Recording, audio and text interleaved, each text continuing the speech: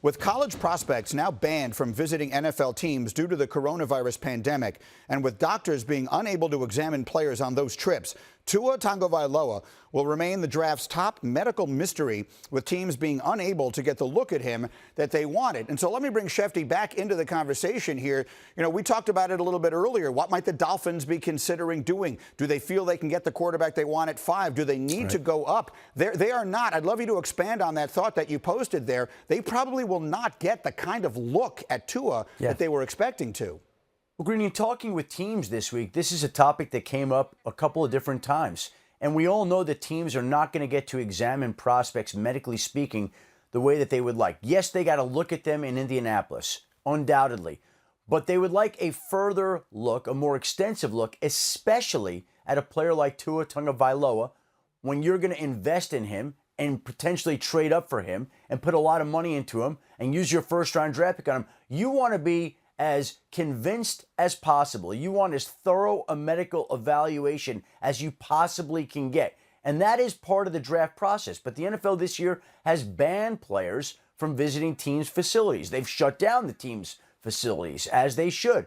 And so when you've got a player like Tua that teams will want to get their hands on in the weeks and days leading up to the NFL draft, they can't do that this year. That leaves the teams in a little bit more of a guessing game than they ordinarily would be in at this time of the year. It's much more of a guessing game than they would like to have. And it was always going to be something of a medical gamble to trade up or to pick Tua in the first round. It's going to be an even bigger gamble at this point in time for the team that takes Tua, because they're not going to have the thorough, extensive medical information on him that they ordinarily would if he were allowed to visit. It's been a long time since I can think of a player where this would be more relevant than it is in the case of Tua. Shefty, thank you. Do we have Laura? Is Laura? Okay, great. So no one knows the situation with Tua Tagovailoa's health better than our own Laura Rutledge, and I'm told she's with us on the phone. So, Laura, you hear sort of the concern here. Under these extraordinary circumstances, what are teams planning to do? What do we know about the way teams are approaching Tua relative to his health?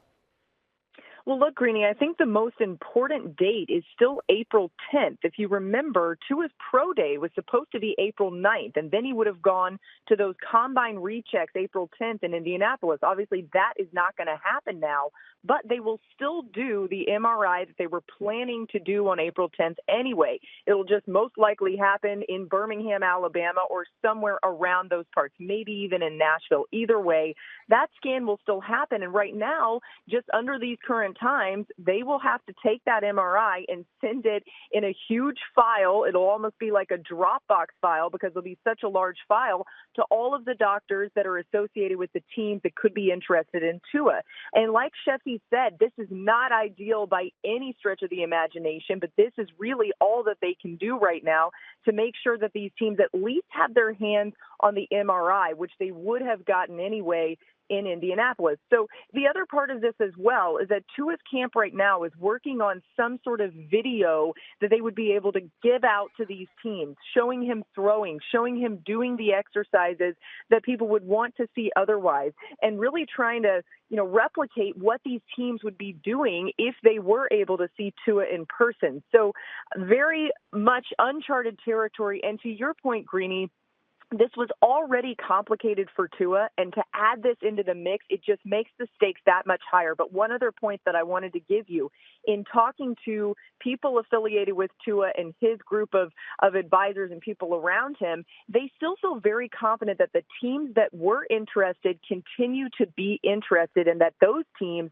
felt very good about his health back at the combine, as Shefty referenced. All right, Laura, I know that you'll be talking to all the people down there, and we will check in with you as all of this continues to develop. Thank you. Let me go very quickly back to Orlovsky and Marcus. Swagoo, very simple. Knowing what you know right now, would you take Tua with the 3rd pick in the draft?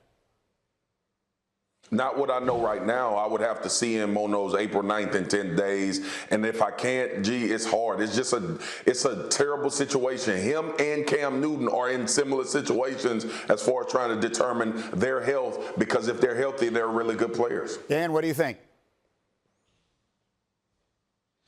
Greeny, yes, I would. Listen, if you're a team, you need to go full Chris Farley and David Spade mode. Hop in Tommy Boy mode and hop in some cars and go on some road trips. If I'm an owner, I'm going to my coach and my general manager and my doctors and saying, you guys are going to hop in cars, you're going to drive to wherever Tua is, and you're going to give whatever physical or whatever you need to do to figure out where he is medically, you're going to go do that. Do not waste the opportunity to draft Tua Tagovailoa over the inability because of the travel and the situation that we're in. You're getting in cars, and you're going to do it the hard way. Chris Farley, David Spade, Tommy Boy style.